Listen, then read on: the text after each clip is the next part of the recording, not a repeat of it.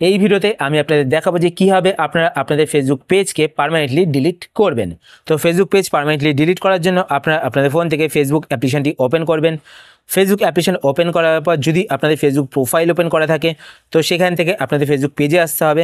তো ফেসবুক পেজে আসার জন্য আপনারা ওপরে এখানে ডান দিকে 3টে লাইনে ক্লিক করবেন।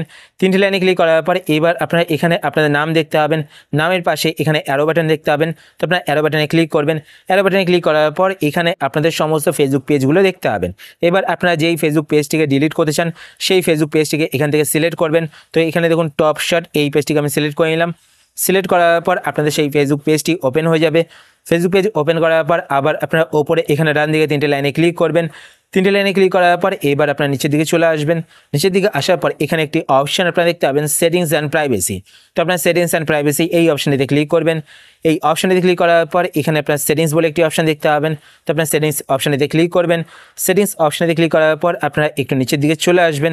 নিচের দিকে আসার পর এখানে একটি অপশন আপনারা দেখতে পাবেন, অ্যাক্সেস অ্যান্ড কন্ট্রোল। তো আপনার অ্যাক্সেস অ্যান্ড কন্ট্রোল এই অপশনটিতে ক্লিক করবেন।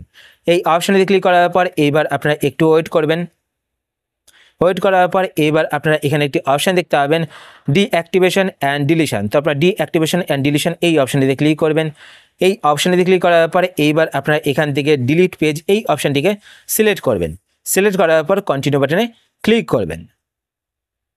কন্টিনিউ বাটনে ক্লিক করার পর এইবার আপনারা আপনাদের ফেসবুক পেজটিকে যেই কারণে ডিলিট করতে চাইছেন সেই কারণটি এখান থেকে সিলেক্ট করবেন। তো আমি ফার্স্ট কারণটিকে সিলেক্ট করে নিলাম। সিলেক্ট করার পর আপনারা নিচে এখানে কন্টিনিউ বাটনে ক্লিক করবেন। কন্টিনিউ বাটনে ক্লিক করার পর আপনারা নিচের দিকে চলে আসবেন।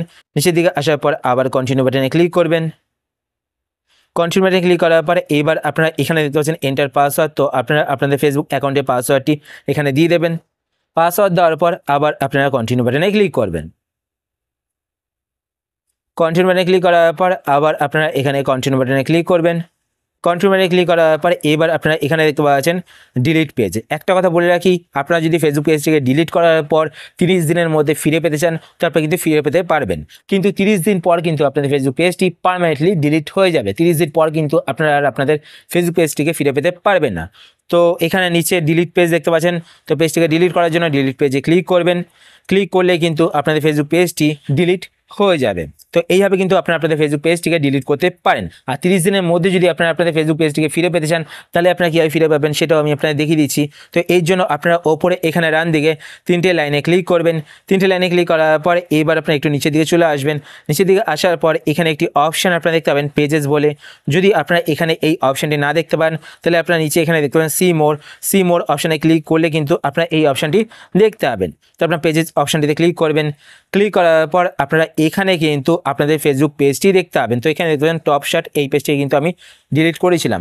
তো পেজটিকে আবার ফিরে পাওয়ার জন্য আপনারা কী করবেন, পেজের পাশে এখানে অ্যাক্টিভেট বাটন দেখতে পাচ্ছেন। তো আপনারা অ্যাক্টিভেট বাটনে ক্লিক করবেন। অ্যাক্টিভেট বাটনে ক্লিক করার পর আবার আপনারা এখানে অ্যাক্টিভেট পেজে ক্লিক করবেন। অ্যাক্টিভেট পেজে ক্লিক করবেন তো আপনাদের ফেসবুক পেজটি কিন্তু অ্যাক্টিভেট হয়ে যাবে। তো এইভাবে কিন্তু আপনারা ফেসবুক পেজ ডিলিট করা 30 দিনের মধ্যে আবার আপনাদের ফেসবুক পেজটিকে ফিরে পেতে পারবেন। তো এখানে সুইচ বাটন, তো সুইচ বাটনে ক্লিক করলে কিন্তু আপনার ফেসবুক পেজটি ওপেন হয়ে যাবে। তো এইভাবে কিন্তু আপনারা আপনাদের ফেসবুক পেজটিকে পার্মানেন্টলি ডিলিট করতে পারেন এবং 30 দিনের মধ্যে যদি আপনারা আপনাদের ফেসবুক পেজটিকে আবার ফিরে পেতে চান তো ফিরে পেতে পারেন। আশা করছি আজকে ভিডিও আপনাদের হেল্পফুল হয়েছে। যদি হেল্পফুল হয়ে থাকে তাহলে অবশ্যই লাইক করে দেবেন। আর আপনারা যদি এই চ্যানেলে নতুন হয়ে থাকেন তো চ্যানেলকে সাবস্ক্রাইব করে পাশে বেল আইকনটি অল করে রাখবেন এরকম নতুন নতুন Facebook tips related video notification পেতে। আর আপনারা যদি ফেসবুক পেজ থেকে ভিডিও দেখে থাকেন তো পেজটিকে লাইক এবং ফলো করে পেজের সাথে অবশ্যই থাকবেন। তো আজকের মতো এই পর্যন্তই, আবার দেখা হবে আপনার সাথে নতুন একটি ভিডিওতে। তো টাটা, সবাই ভালো থাকবেন।